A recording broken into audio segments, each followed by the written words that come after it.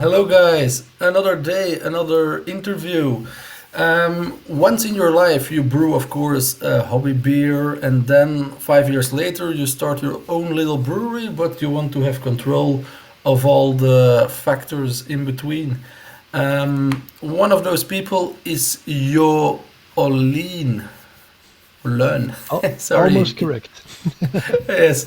Uh, from brewery Tall Poppy. Yo, how are you? I'm fine. Thank you very much. Thanks for having me. Yeah. I noticed you started as a hobby brewer. Actually, you also know technically a lot about the bio process of it because you are a bioengineer. How did you start brewing? Well, like so many people of my generation, I sort of rolled into it by mistake. I've always liked beer, but as so many, I always liked the wrong beers. And as soon as I got interested in brewing and beer and everything that comes with it, well, it didn't take very long for me to realize that a part of the studies I'd been doing as a young guy were about brewing, and that I already possessed quite a lot of knowledge about the biochemical processes. So applying them was both a challenge and something that sort of seemed like a natural step for me. So the brewing itself was just, something to try for a lark, but which very quickly became very serious because it was one of those things that clicked with me, and it gave me the opportunity to express myself in a very tangible way, something that I've always wanted to do. Most of my activities happen here in the head.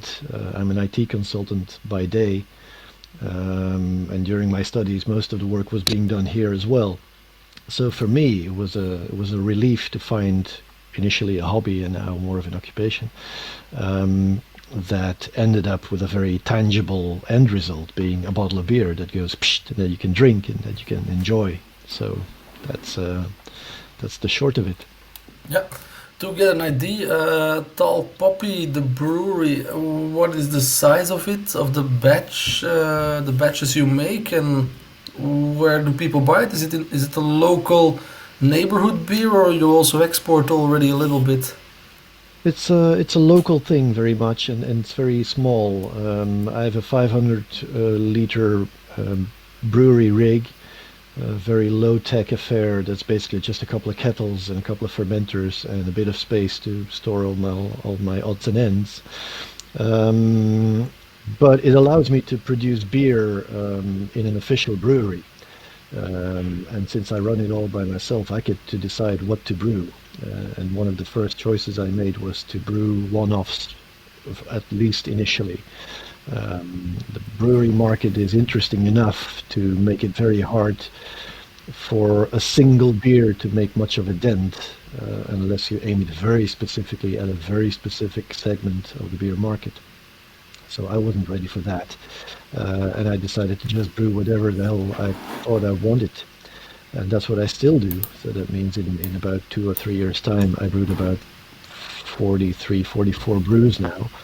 Most of them have been one-offs. I've just now rebrewed my first um, second iteration, so to speak, because now after 2, 3 years, it becomes time for me to think of something that would consist of a core range and to expand my marketing activities. For the moment, distribution is being done locally in a couple of supermarkets. No, sorry, not supermarkets, in beer and liquor stores, um, as well as specialized shops and bars.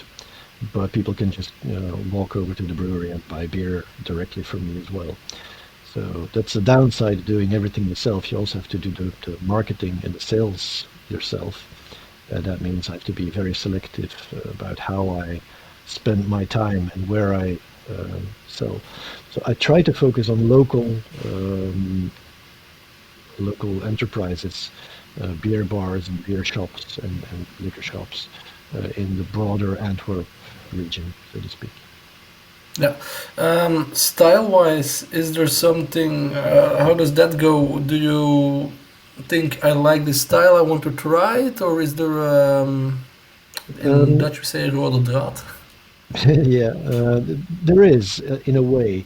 Um, it's a balancing act between being tempted to brew interesting things, but I've learned the hard way that interesting beers are often a challenge to brew.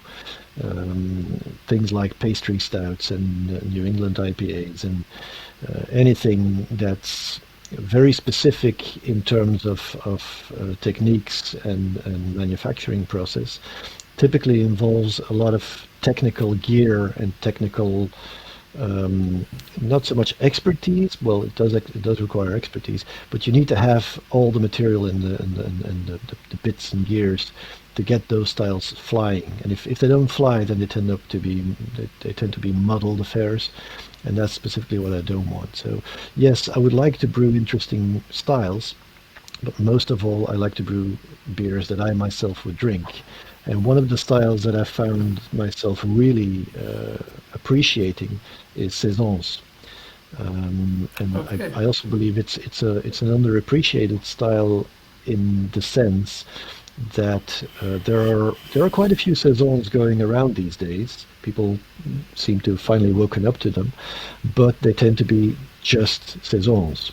It's a bit like stouts and IPAs. You can brew a stout and an IPA and a saison, but I think once you consider it to be a broad canvas, then you start to get creative and you can add things and twists to it that make it a really interesting and enjoyable style. With going from a hobby brewer towards somebody who owns his own brewery, what was the main challenge in that? Oh, everything is a challenge when you start a brewery. Um, I think for me, the main challenge was to do it. I'm a procrastinator by nature, so if there's Hmm. something I can delay, if I can put it off until tomorrow, then I normally will not hesitate to do so. But at some point, I realized that running a brewery was a dream, and if I kept pushing it off and kept pushing it forward, it would remain a dream. And if you don't let your dreams breathe, then they suffocate and they just, they sink to the bottom of the pit and it never amounts to anything. So for me, the main challenge was uh, get off your ass and do it. And once I got there, I realized, well, the fear is just illusion. You just need to go with it and see where your limitations are and how to overcome them. And one of the main limitations there was probably for me that I had no idea of how to run a business. I know how brewing works, but I don't know how to run a business and how excises work and how you make a sale and things like that. And I remember reading up on, because I read enormously and voraciously about brewing once I decided to get going. And one of the main lessons I learned in any book was that you can either realize you don't like a particular aspect of running a brewery and not do it, and then your brewery will flunk, or you can outsource it to somebody whose skill it is, or you can just suck it up and do it yourself until you find somebody to do it for you. So I'm at that stage now where I'm very aware of my own competences and my own skills and my own, well, let's call them working areas, um, developmental areas. So yeah, I realize where outside assistance would be appreciated and which parts I really want to keep for myself. So it's a balancing act. The balancing of things is probably the thing that, on an abstract level, intrigues me the most about running a brewery. But at Yeah. the heart of it, why I wanted to run a brewery is to brew. That's the one thing I really love is brewing. Did you also had a master plan in your head? Like the first years, I want to achieve this with a brewery, then I want to grow twice this or like that, or is it all like go with the flow and I look at it year by year?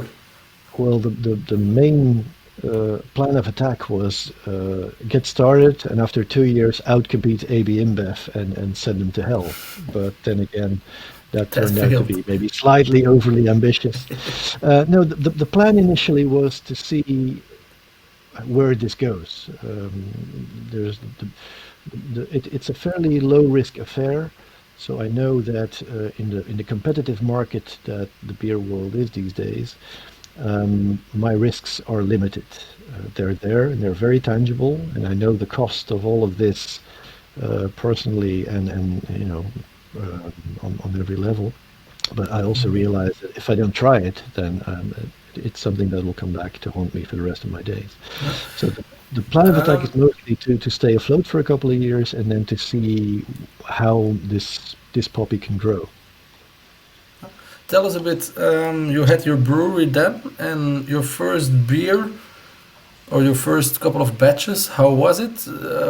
You went then to the market and branded, so you made logos or.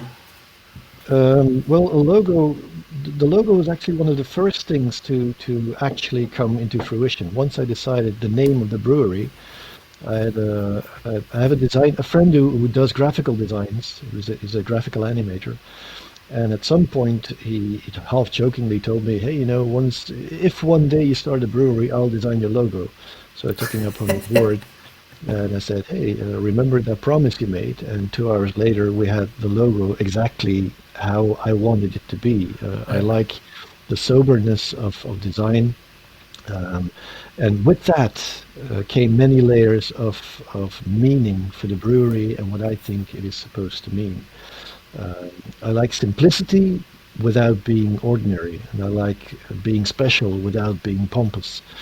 So all of those things are embodied, I think, in the symbol of the poppy and in the many layers that the poppy represents for me as a brand identity. Yeah. And ingredient wise, is there something you have a vision on, like do's and don'ts with the ingredients of your beer? Well, yes. There are. I mentioned pastry stouts at some point, Mm-hmm. and there are some excellent pastry stouts out there in the world. But every time I taste them, I keep on wondering how do you get that particular flavor in, like hazelnut Yeah. stouts Yeah. and maple Yes. syrup stouts. And I dabbled with them, and I can tell from experience that on my equipment, and I'm being overly cautious here in my phrasing, but I realize that on my equipment, if I want to brew a pastry stout or something that tastes extravagantly of hazelnuts or maple syrup or things like Mm-hmm. that, I would have to use flavored extracts. And that's one of the things that, and I always try to weigh my words and never make promises that may come back to haunt me. But I'm very much averse to using flavored extracts. I don't mind making my own extract, but I refuse to brew beer and just dumping commercial flavored syrups in it to get that flavor I want. I'm not saying it's a bad practice. I'm just saying that this is something that I myself find very little appeal in. Other than that, there's very little I will not add to beer. I love adding things to beer that make no sense in beer, but work out in the end. Um, but I think at the end of the day, drinkability is what it's all at. If your beer is interesting, but you only have half a sip of it, then I'm afraid the beer didn't work for me. Yeah. Um, Did you find it difficult to recreate some of your beers you have in your fixed line gamma of beers to reproduce them? Is that something you keep uh, doing? I'll be straight up honest here. The luxury I have as a one-off brewer is that I never need to make a pledge to rebrew that same beer exactly the same way ever again. Now, I mentioned a core range at some point earlier. That's the challenge I set myself this year. There are a couple of beers that have done me well and that were received well by my customers. So at some point, I will have to decide which of those beers will come up in something that will be like a flagship range. And so I will need to rebrew them. Now, Yeah. given the small batches that I make, um, there is very little chance for these beers to ever be compared with their prior incarnation, so to speak. So let's say that I brew an IPA last year and I'll brew it again this year. Well, if you compare those, they're gonna be already so different that it makes little difference to me that they may not have been exact replicas of each other.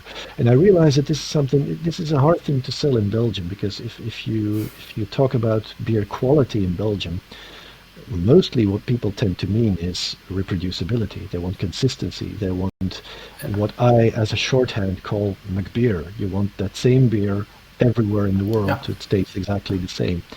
And I think I like to have an idea of what the beer is going to be like, and I like it to be different enough to say, hey, yeah, that's this year's interpretation, but it's recognizable as the same beer. Very much like a vintage wine or a millésimage on a champagne. There are differences, and I think there's room for those differences, as long as your pale ale doesn't turn ruby next year. I think that's perfectly okay. Yeah. You mentioned feedback already. Are you also the guy that sends his beer towards contests to get more, let's say, feedback and judgment of judges in contests? Or is that like, no, I sell it locally and that's my feedback? Yeah, more of the latter. I'm not keen on competitions. I've one of those idiotic things I keep repeating. That if you make a contest of it, you've lost anyway. So I think beer is not necessarily something I want to be competing with. I want it to be enjoyed most of all. Um, Feedback, yes, there's nothing more, and there's nothing that I like better than receiving feedback about my beer, be it good or bad, be it praise or torpedoes. Um, but the problem is that many people tend to be shy with their feedback. Uh, Belgians tend to not voice their opinion directly to the Uh, producer, which I think is a shame. I've had people, whisper behind my back instead of to my face, and when you call them out, they go, "Oh, I wasn't aware I was allowed to say that." Where you have to explain to them the best person to make it a noise about complaints about beer is the producer himself, because I can do something about it, and I can hear you for what you're saying. Um, so yeah, I value feedback enormously. So I try to be as active as I can on apps that tend to work with feedback. Raid Beer is one of them. I've never been very active on Raid Beer because it's a lot of work. Untapped is easier for me because I can just plug in and read the very brief reviews, and mostly I use them as a sort of pulse tracker for a beer, and I can see how it's received. And the very high scores and the very low scores are the ones I tend to disregard, but it's the middle section I'm interested. And every once in a while you see one that stands out, and they're specifically the ones you need to go after and ask, what was the story behind the reception of this particular beer? Why the high score or why the low score? But ideally, I'd have people come over to me and talk about beer, mine or any beer, because that teaches me things and that keeps me on my feet as a brewer. yeah. Um, did you also do collaborations with other brewers? Yes, yes. In Okay. fact, the one of the things that convinced me that yes, I wanted to be a brewer. Small side story here. If I ramble and forget the point I was trying to make, do remind me. At one point, I wanted to write a book about beer. And I got in touch with Urbain from the Straussen, and I asked him if he wanted to participate. And he said, well, instead of participating, why don't you come over? We're having a collaboration party here at Oude Schooltje. And there's going to be a ton of brewers here, and you can interview all of them, and it'll be much more fun for you, and your book will be already done by. So I said, okay, fine, let's do that. There was Menno from the Molen was there, and Kees was there way back when we were still with Melissa.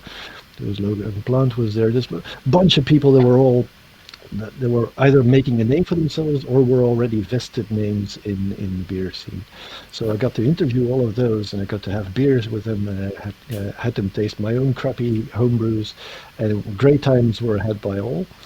But I left from those 2 days with the idea. The book was all forgotten. I said, I want to be part of this crew. I want to be a brewer like those guys because what they're doing is cool.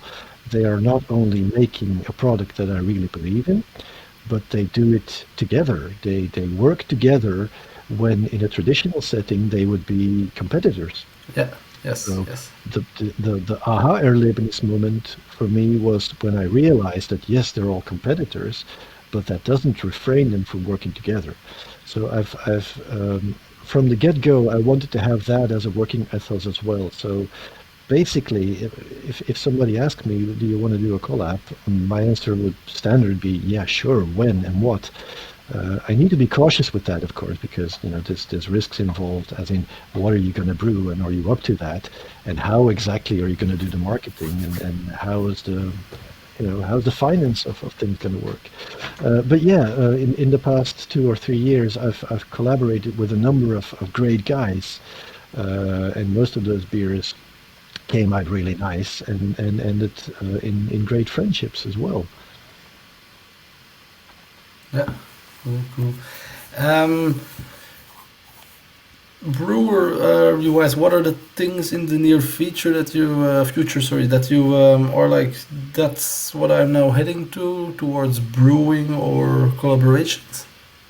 Um, in the very near future, there's a collab coming out. Well, very near. I need to be cautious there because it's a moving target. I just before this whole Corona malarkey started, I did a collab with Glenn from Alvine. Mm. And I initially wanted the beer to be ready by, let's say, early April. Since we're now almost May, it's clear that that's not a story that's gonna be that's not the scene the scenario. So I'm gonna let that beer do its thing because in true Alvina style, it refuses to just do what you expect of it. It tends to have a bit of an own a will of its own. So at some point that's going to be released and it's going to be fun. I'm going to keep on doing collabs with anyone who's up for it because I think that's the main thing that keeps brewing interesting is to share with your colleagues. But for the brewery and for myself personally, I need to commit to this idea of a core range. So actually, just now, I've just printed a roll of labels for my first range beer, so to speak. Last year, I brewed a beer called Yesterday's Favorite, which was a sort of nostalgic take on an IPA, using only Centennial hops. And the Ah, idea was to brew an IPA that reminds us of the old days, meaning 4 years ago in brewers, in beer geek terms. 4 years ago, when we were happy with an IPA that was just Centennial, that just did what an IPA does. Instead of being hazy and carrying a shit ton of uh, mosaic and citra, and I want those things. I have a bit of a nostalgic hankering to that. So I brewed Yesterday's Favorite specifically with that idea, and it went well. It was received well, and I liked the beer. And I was kind of sad to see it go. So sometime at the start of this year, I decided to make that my first entry in what's soon to be a modest core range, so to speak. So yes, that will be there. There will be a saison of some sort there with variations maybe on it, but something recognizable that may appeal to the general public as an idea, as a sort of um, as a placeholder, as something to know what the brewery stands for, and to prepare them for all the other maybe more wacky things that I intend to do. yes. Yes. Um, final question that I love to ask, especially for a smaller brewer. Is there a definition of craft beer? If so, what is it? Um, there is actually, and you can look it up. But as so many I'm asking you. definitions, as with so many definitions, it's not the definition that I, or in Mhm. fact many other people, identify with. I think maybe the time is there for us to take a step away from the idea of craft brewery and maybe realize that there's something more important at hand. And I think independence is a very important factor there for me. I think independence and transparency are perhaps even more important than craft. I mean, you could argue that a brewery, any medium or even large-sized Belgian brewery, could be identified as a craft brewery because, brewing is a craft. As long as you don't have a factory that chugs out gallon by gallon of beer, you can be considered craft in my book. Um, that doesn't necessarily mean that it has added value for me. What I value is brewers that have an identity and that act not only out of financial interest, but more in terms of being passionate about beer and about the community and the community spirit of beer. And I Is it think also that's what makes me more. the ability and the balls to change? That's why you recognize independency so much, or Um, Change is difficult. I mean, once you have a yeah, brewery with a specific strategy, it's very hard to change that strategy. So I think, but yeah, but as a small brewery, being small gives you versatility, and that's something I yeah, value for me personally. But I think in terms of what we identify with as the craft movement, I think that free spirit, that sense of individuality, and that sense of not being beholden to the man, I think that's perhaps more important than size or even um, uh, variation in range. I mean, there's breweries that are very craft that have only one beer, but they make that beer exceptionally well. Why would they be any more craft than a brewery that churns out 100 different beer styles a year? I don't think there's much point in differentiating between those two. yeah. Very very nice words, your Olluyn from small tall poppy. Right, thanks a lot for the interview. And My pleasure. after the lockdown, we really need to get a beer. I think so too. Yeah, that's going to be great. I'm looking forward to that. All right, keep good. Thank you a lot for having me, and see you later. Yep.